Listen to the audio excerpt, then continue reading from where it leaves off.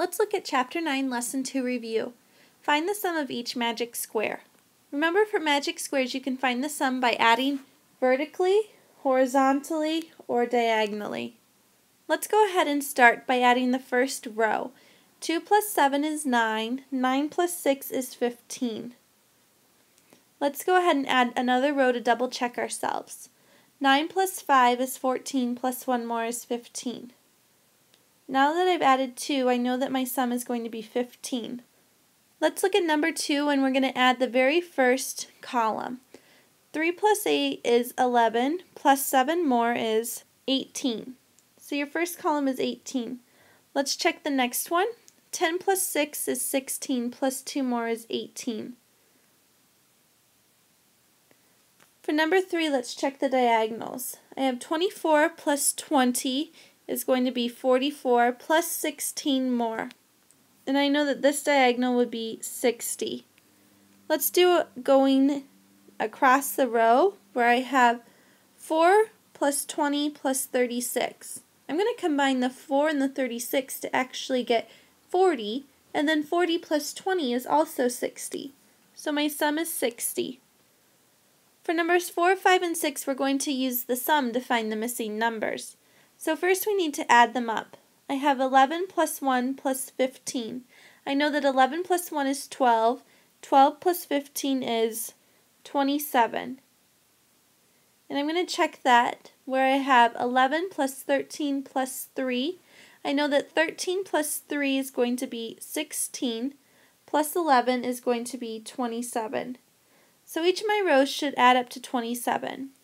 So let's look at the bottom row where I have 3 plus 17 plus a box. I know that 3 plus 17 is 20, and I'm going to have to add 7 more in order to get 27.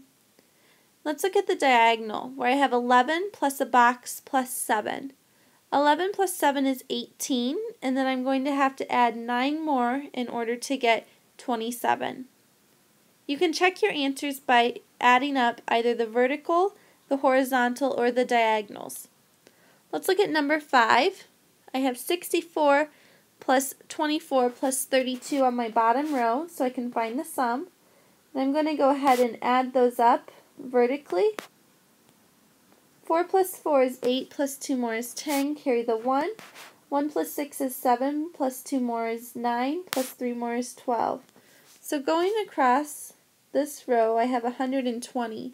But I want to check myself, so I'm going to go ahead and add the diagonal. We have 16 plus 40 plus 64. 6 plus 4 is 10, carry the 1. 1 plus 1 is 2, plus 4 more is 6, plus 6 more is 120 total. So looking at that, I need to make sure that I have 120 for each of my answers. So I'm going to go ahead and add up 32 plus 16 and get 48. Then I'm going to take 120 and subtract 48 in order to get my answer. I'm going to borrow from the 2, make it a 1. This becomes 10 minus 8, which is 2. And this is 11 minus 4, which is going to be 7. So I need to have 72 there. Let's look at the first column where I have 8 and 64. I'm going to add that up, and I know that 8 plus 64 is going to be 72. I take 120 and subtract 72 from it, and I end up with 48. You can double check yourself by adding it horizontally, vertically, or diagonally. Go ahead and use the same strategies to solve number 6 on your own. Remember to show all of your work. Let's look at number 7 and 8, data analysis and probability, where we're going to use the graph.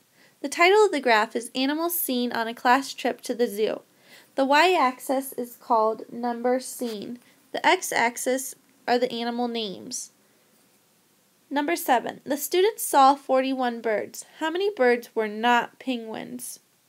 I'm going to go ahead and take 41, and then I'm going to find out how many penguins there were. And I can see that it's right above the 21 line, but not too close to 24. So I know that's going to be 22 were penguins. I'm going to find the difference now, where I take 41 minus 22. Borrow from the 4, make it a 3. 11 minus 2 is 9. 3 minus 2 is 1. So how many birds were not penguins? 19 birds. For number 8, the students saw 33 cats in all. How many times greater was the number of cats that were not tigers than the number that were tigers? So first off, I'm going to find how many were not tigers. So 33 minus how many tigers, which would be 3, equals 30. So I know that there were 30 that were not tigers, and I know that there were 3 that were tigers. So using this information, I can see how many times greater was the number of cats that were not tigers than the number that were tigers. So in order to find that, I can see that I'm going to take 30 and divide it by 3, and that goes in 10 times.